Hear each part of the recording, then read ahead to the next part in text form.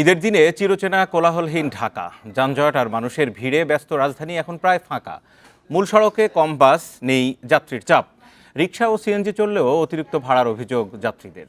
শনিবার ঈদের দিন রাজধানীর মতিঝিল, গুলিস্তান, বাড্ডা, মালিবাগ, কমলাপুর ও মুগদার সড়কগুলো ঘুরে দেখা গেছে এক ভিন্ন চিত্র।